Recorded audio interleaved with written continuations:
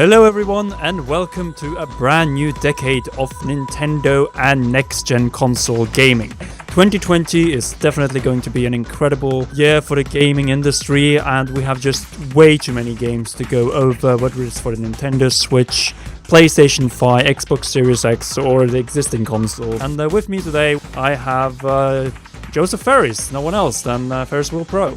Yeah, I'm back, and I am back. It's going to be a lot of fun talking about all these. It's just going to be an insane year for video games. Just so many Game of the Year contenders. It's going to be insane. What else is there to say? Yeah, it's just like they want to get all the big games they've been working on for years now before the next gen hits with 8K, 30 frames or 4K, 60 frames per second. Luckily, before that, we are getting a long list of games, but before I want to get into those, because it looks like the gaming year doesn't really start until March. And before that, I think we're getting a very big Nintendo Direct. Perhaps the biggest one since the Nintendo Switch presentation in January 2017. The sooner the better. I'll just get me more excited. And the question is if this is going to be a mini Direct or a regular Direct. And of course, we're leaning more towards the possibility of a regular Direct, especially since last year they kind of messed up the scheduling of what we expect. And I think this year is going to be much more centralized, I think. NCL wants to keep everything within the Nintendo Directs. And I think the January Direct, which I think we're going to get, is going to be very important for one single reason. And that is called Next Gen. Yeah. They know that E3 will be dominated by PlayStation 5 and Xbox Series X or Xbox, whatever they want to call the other line of products. But I have a feeling that if Nintendo wants to bring big reveals this year, I think this Nintendo Direct is the place to do it. Metroid Prime Trilogy HD. Come on, Nintendo. It's about freaking time, honestly. And especially if Metroid Prime 4 is going to be coming out either next year or the year after that, I think 2020 is that perfect time to come out with it so people can catch up on these 3 games. Because the big one being 3 games, they're not long games per se, but people have lives. They always jump back and forth between games. Give them that time. Let the Prime Trilogy come out this year. Come on. I have a feeling that Retro, when they took over the project last year from whichever studio was working on Metroid Prime 4 before, needed kind of a fresh up when it comes to the first-person adventure genre. And I think remaking Metroid, or at least remastering Metroid Prime Trilogy in HD for the Nintendo Switch is the perfect project working alongside Metroid Prime 4. I have a feeling that if this is indeed, I wouldn't say philosophy, but at least strategy that Retro Studios is taking when they have a lot of new staff, a lot of new people, that the old guys, Michael Calbo, Tanabe and so on, needs to get into the groove. I think this is just a perfect move. People get into the franchise properly, and at the same time they get to see how excellent the franchise is, because we need to remember it's been over 10 years since Metroid Prime Trilogy came out on the Nintendo Wii. So I have a feeling, and I'm getting more and more confidence that we could see this actually being revealed even in this first Nintendo Direct of this year. And we are already getting teasers in many ways. On Twitter, we got whole new updates to Animal Crossing New Horizons, which we'll also go into when we go into the games. But surprisingly, also the Splatoon team. And it looks like they might actually hinting a new game. And I wouldn't be surprised actually that we're getting a Splatoon 3, because we got Splatoon in 2015, Splatoon 2 in 2017. It would make sense to have Splatoon 3 in 2019. Very true. You mean 2020? Oh, I mean, sorry. 2020. At that point, it would make sense if it's every 2 years. But yeah, give them a little extra time. Since Splatoon 2 is such a big success, they could afford to wait longer to release Splatoon 3. And we had the expansion and all that. Yeah, exactly. I'm not going to be disappointed if we don't see it in 2020, but, it could happen. Honestly, I'm not against it. I have a feeling we're getting it, especially now that I realize that it will be 3 years since Splatoon 2 came out. Yeah. So I actually think we're going to get Splatoon 3, and thus maybe not get Mario Kart until I don't know, next year, maybe an E3 reveal. That would actually work to have. That would be a great for. E3 reveal. Yes. much like they did back in 2013. Another year when we had a next-gen system coming and Nintendo decided to reveal Mario Kart. It actually kind of makes sense in this regard. Another big question is whether Zelda is going to make a return after E3 2019, and I have a feeling that it very much depends on when the game is scheduled.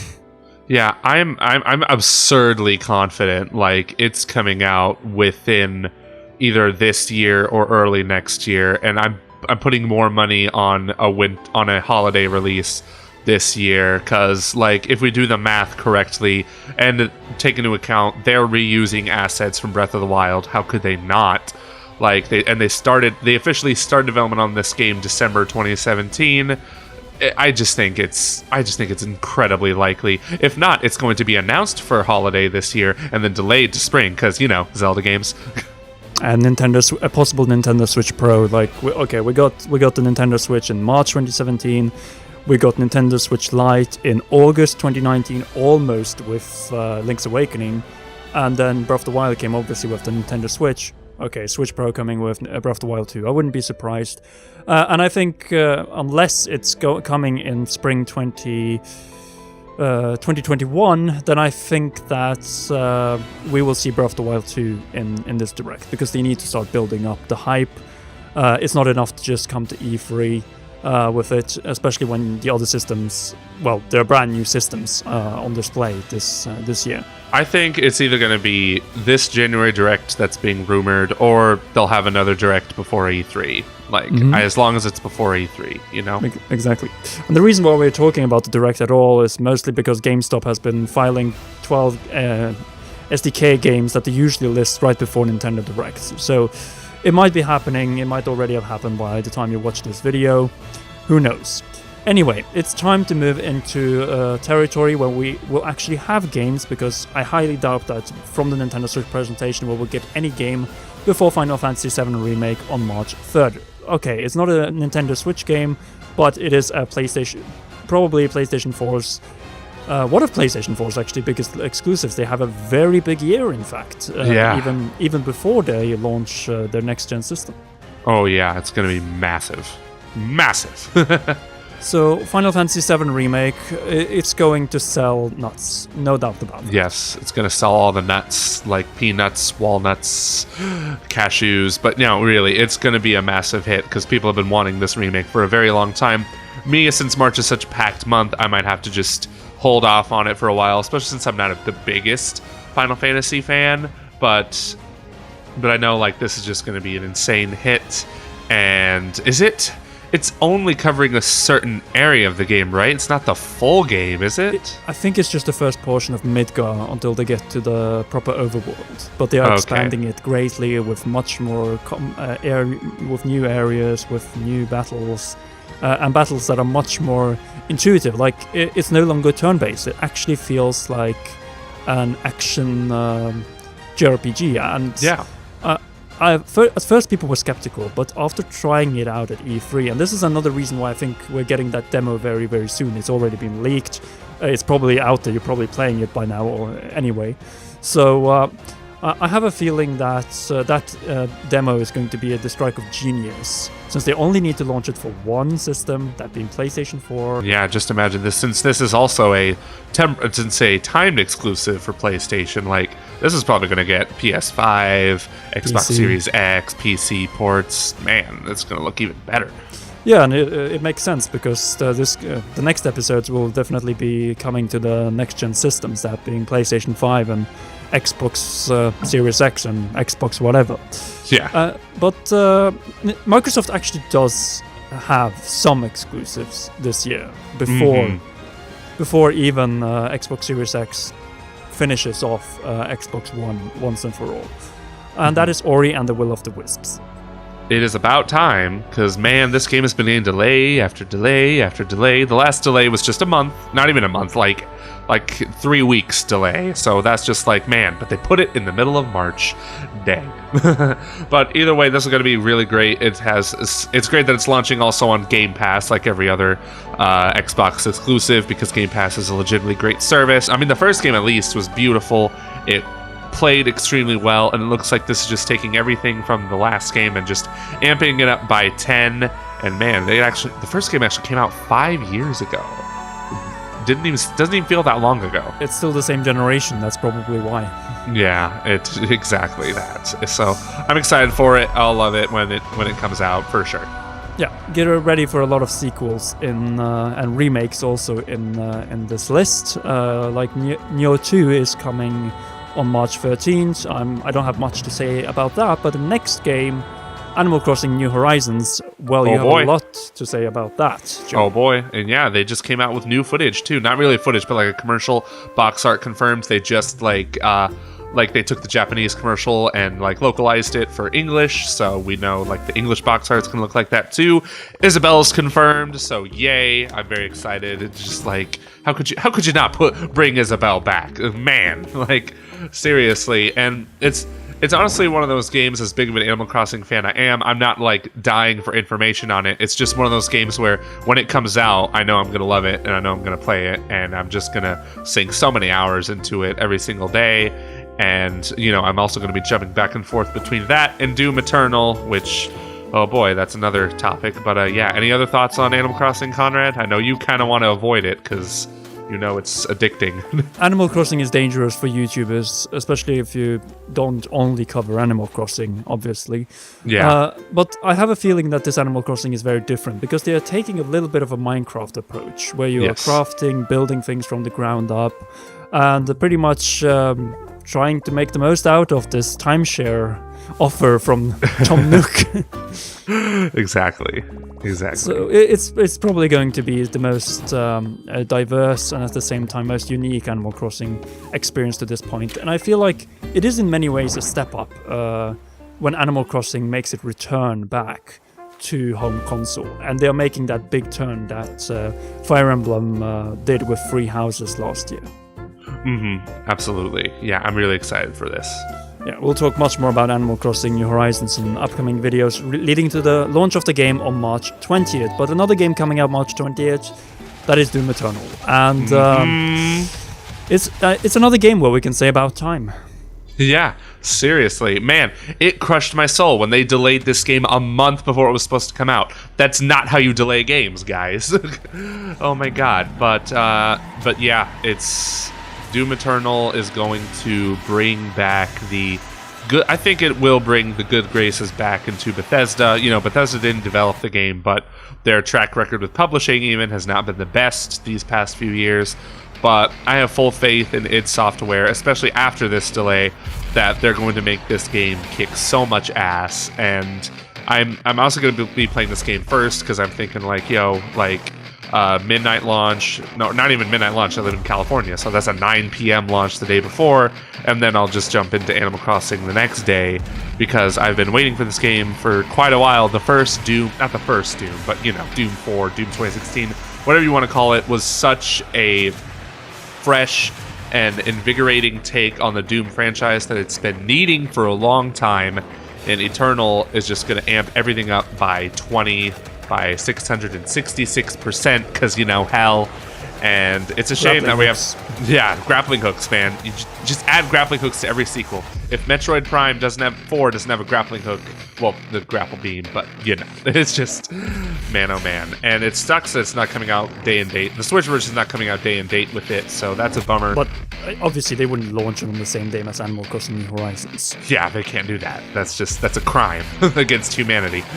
Like they have to pick a month that is not going to have a first party game, and I feel like it's the right move. We're getting Doom 64 instead, and it kind of works in this extent because everyone knows that Animal Crossing New Horizons is a game that dedicated players will play for years, pretty much to the end of the life cycle of the Switch when we get to the next system in 2024, sometime far into the horizon. Oh, yeah, we're talking about Horizons. I see what you did there.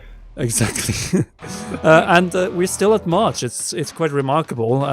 Persona 5 Royal is finally coming out to the West since it was launched in late fall in Japan.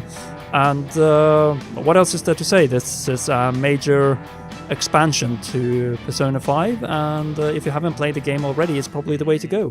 Yeah, I mean, I have the game sitting in my PS4 library. It was really cheap, and I still haven't played it yet, so yeah.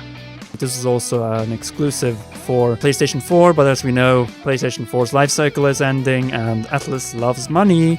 We have Joker in Smash, and at some point I feel that Persona 5 is going to hit the Nintendo Switch as well. Yeah, for sure. I think so. We're still not done with March. It's quite remarkable, because this may not be a PlayStation 4, Xbox One, Xbox Series X, PlayStation 5, or even regular PC game, because this is a VR game. You need a VR headset to play it. And it's the mighty return of Half-Life, a game we thought that was never ever going to return. And it's like you think, oh, this is going to be a VR game? Damn it, Valve, how dare you? And then we all watched the trailer and thought, I need to pick up a VR headset because this looks great. My goodness, like they're really pushing the VR genre forward with this game, it seems like. First and foremost, we have no release date yet. It's just March, and sometime during that month, I have no idea when to fit it, because look at this list. But still, this game is probably people are already talking about the Super Mario 64 moment for VR when it comes to Half-Life Alyx. Yeah, it does look like it's it, and you don't even need to play it standing up, guys. You can sit down with you still need the controllers, of course, but if you buy a VR headset, you already have those controllers. So it looks very, very good, and it also means I need to catch up on Half-Life, because I still haven't beaten the first game. Valve is not able to counter free, but you know who is able to counter free? That is Resident Evil, because we're getting a Resident Evil 3 remake on April 3rd. How fittingly. Yes, exactly, yeah. Why not March 3rd? I guess it was because Final Fantasy VII Remake.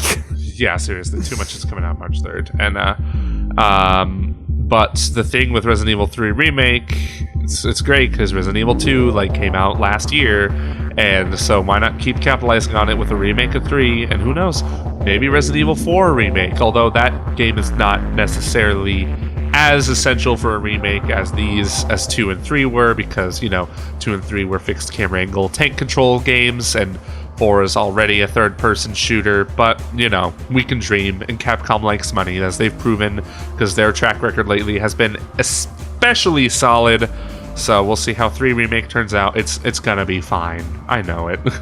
But enough of remakes, enough of VR, enough of small games. It's time for brand new IPs. And I think Cyberpunk 2077 is probably the biggest new IP launch since... I might even say as far as Halo, maybe. Do you think so? Man, it could be, because, CD Projekt Red gained a lot of good faith with the Witcher series. Poland has a right to be proud of that studio. Seriously, you look at these top 10 games of the decade lists, and The Witcher is The Witcher 3 is number 1 on most of them. And for a very good reason. So the fact that Cyberpunk 2077 is going to kick off this decade strong, and even conclude this generation of consoles as well, is just you can't not have faith in this game, honestly. In many ways, this is the first next-gen title, even before next-gen comes. True, very true. I'm surprised. Man, can you imagine what this game is going to run like on a standard Xbox One? I can't picture it. And there has been small hints of controversy. First, it was that it's a first-person game, and then it was that they might have some sort of microtransactions with expansion passes and DLC. But this is CD Projekt Red. They're going to deliver more than you expect for the $60 entrance price. The expansions are probably going to be remarkable. We're getting online play for the first time in such an ambitious CD Projekt Red game. And if there's one thing you can trust CD Projekt is when it comes to narrative, when it comes to excellent and varied gameplay, world building, I'm pretty sure that Cyberpunk 2077 is very likely to end up as Game of the Year. If Breath of the Wild 2 comes out and it really ups Breath of the Wild 1 greatly, then maybe it will be those two competing. But if it's Cyberpunk 2077 launches in 2020 and Breath of the Wild 2 in 2021, I have a feeling that this is probably going to be the Game of the Year. Man, I even think like if Zelda were to come out the same year as Cyberpunk, I still think Cyberpunk's taking it. Just because CD Projekt Red's just so freaking talented, dude. But from probably the most ambitious game out there to to something that is probably even more ambitious. Even more ambitious, yeah. Minecraft Dungeons, and this is, if I'm not wrong, this is the first new game release from Minecraft since the original Minecraft, because everything else has been add-ons, right? I think so, and yeah, it's new, same IP, but like. I mean, do we count Minecraft Story Mode? But that's a Telltale game, so that doesn't count. So it's a new game from Mojang, I'm guessing, and it looks like Diablo with Minecraft. So there you go. It does look impressive, and April is going to show if the game lives up to expectations or not, because the strength of Minecraft is obviously in creating, building whatever you want, do whatever you want, and this game seems to be more streamlined.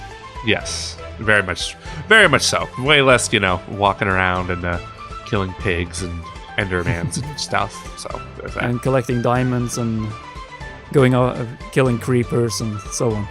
Okay, we're still not done with April though. We have Trials of Mana, which is coming out for pretty much every platform, I think, at this point. I think so, yeah. Remind me again what Trials of Mana is. Is it like an official sequel? Is it a remaster? I don't know anything about the Mana series. It is a sequel. It came out exclusively in Japan many years ago. This is the remaster, and it's the first time it's coming out in the West. Very nice. So we Western Mana fans, we get what we deserve, But what has a lot of exclusives this year? That's PlayStation. God, so many. After having no exclusives in 2019 except for like Days Gone, and Death Stranding, I forgot about that. But this year they have Final Fantasy VII Remake, they have Persona 5 Royale, but most importantly, they have The Last of Us Part 2.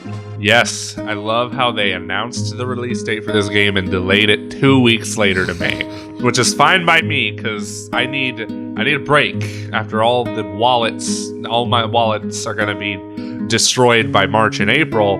But I'm excited for Last of Us Part 2. I was in the first Last of Us game. I was in the camp of, this is lightweight, kind of overrated. Like it's not the second coming of Christ. Calm down, people. But everything I've seen of Last of Us Part 2, great continuation of the story. And it's like, I could have been fine if it ended the way it did for Last of Us Part 1. But it also opened up so many opportunities for a sequel. Like, it's funny, The Last of Us Part 1 closed out the PS3 generation. Now The Last of Us Part 2 is closing out the PS4 generation. And as a result, it's going to probably be the best looking game on the PS4, especially if you're playing on the PS4 Pro. Yeah, Naughty Dog is the elite of PlayStation game developers. No doubt about that. Totally. Expect this game to also be up there competing with the likes of Cyberpunk 2077 and Breath of the Wild 2 if it comes out in 2020. Like all the games we've mentioned so far are, in my opinion, excluding maybe one or two, are candidates for Game of the Year, like Half-Life Alyx, Final Fantasy VII Remake, Ori and the Will of the Wisps, Doom Eternal, Cyberpunk 2077, maybe even Animal Crossing New Horizons. But that was just the first half of it, and it feels like that's more games, and big games, than we got throughout the entirety of 2019.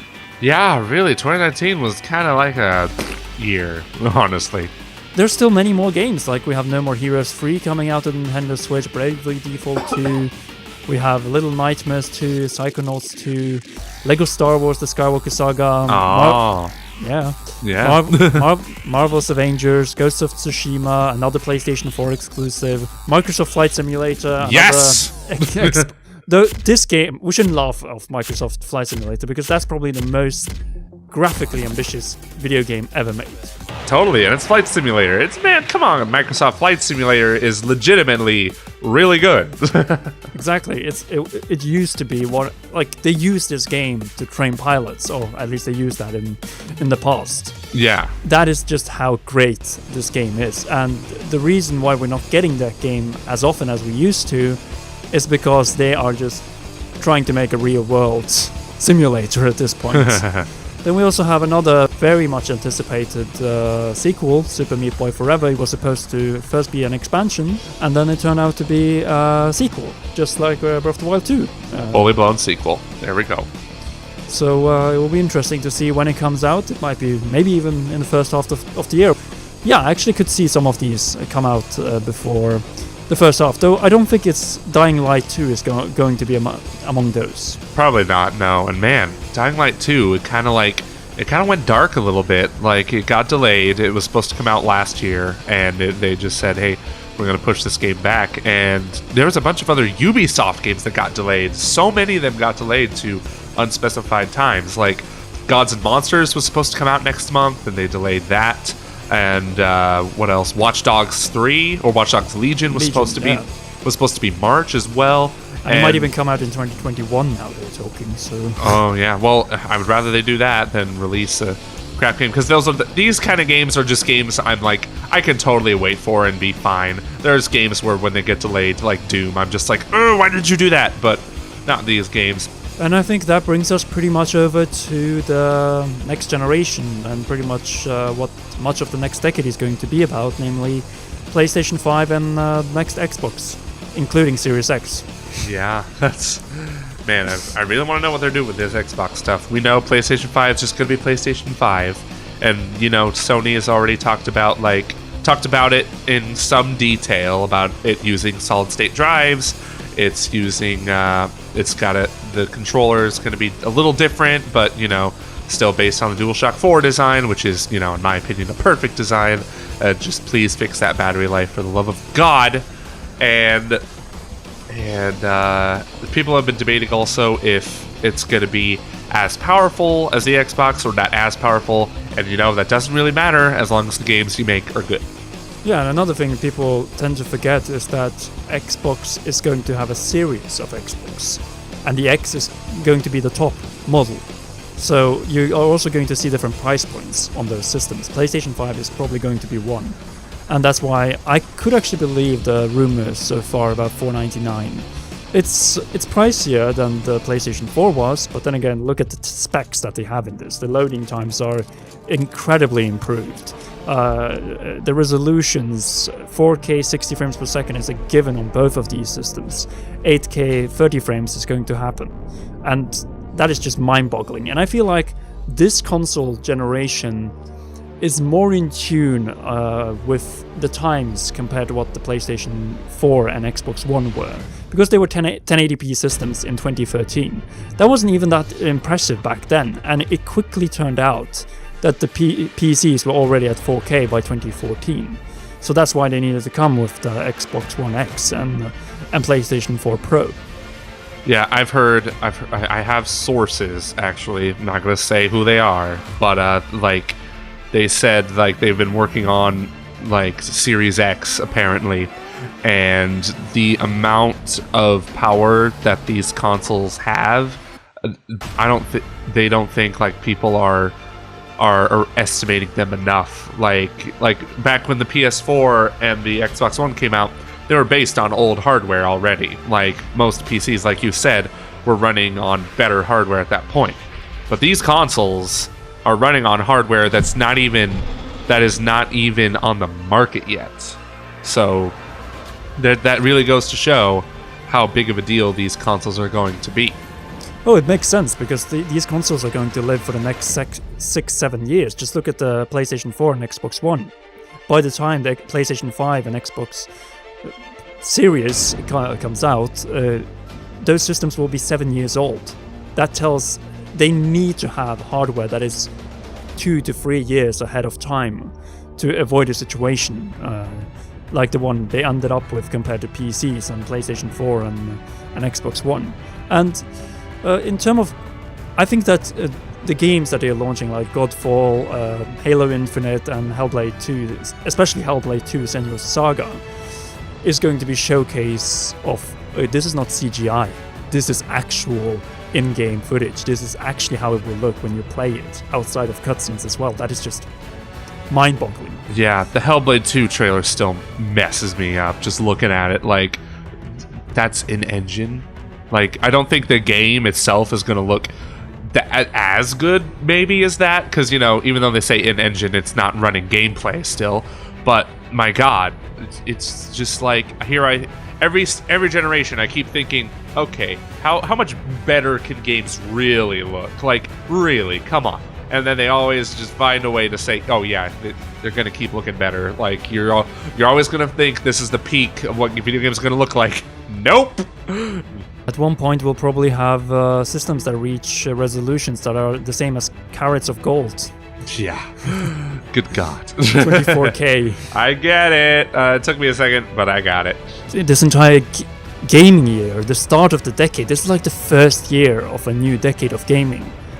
And it might be the best gaming year ever. Maybe. Because, let's look at this.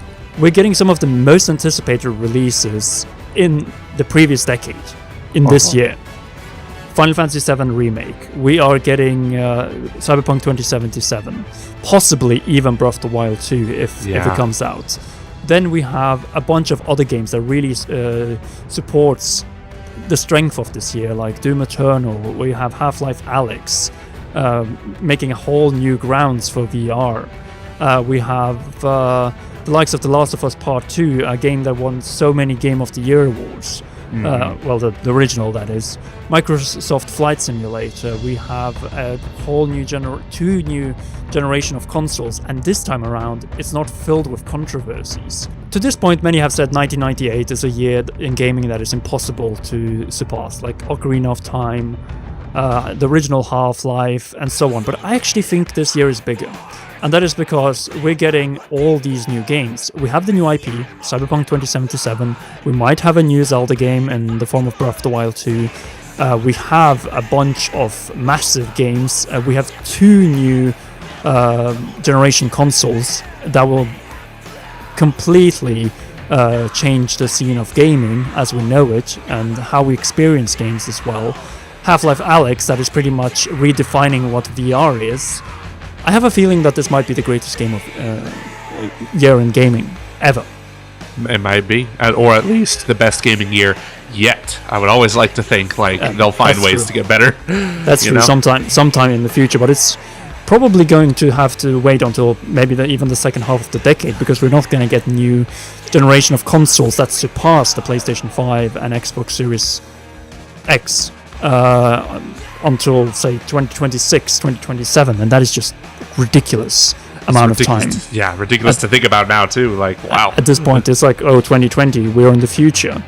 And we have this most incredible gaming year ahead of us. But what do you think? Do you think that 2020 is going to be the greatest year in gaming ever? And what are you looking forward to the most in this wallet draining, or actually wallet destroying, bank account destroying lineup of games, systems, and what else is there to come? There's just so much more to come at E3. And thank you so much, Joey, for joining me for this discussion. Of course, happy to be here. We hope for a Nintendo Direct. It's probably out by the time you watch it anyway. And of course, also make sure to check out Joey's channel, Ferris Wheel Pro, where he's making a bunch of videos on third-party games that we don't cover on the Commonwealth realm. So make sure to go and check it out. I think you uploaded recently a new video, right? Yeah, I uploaded my top 10 games of the decade right after I did my top 10 games 2019, and I teased it today as of recording this. I'm finally working on my video on Metroid Prime, and then maybe Prime 2 and Prime 3 right after that. I'm just feeling the Metroid right now in my veins. So make sure to go and check out his channel, and of course, as always, make sure to like the video, subscribe if you haven't already to both of our channels, and press that shiny notification bell. And if you feel generous, then maybe also support on Patreon, patreon.com/commonrealm. A big thanks to all our supporters. And also make sure to check out one of these two awesome videos, or Joey's channel, which is also in the end screen. We'll see you in the next one. Bye! Bye-bye!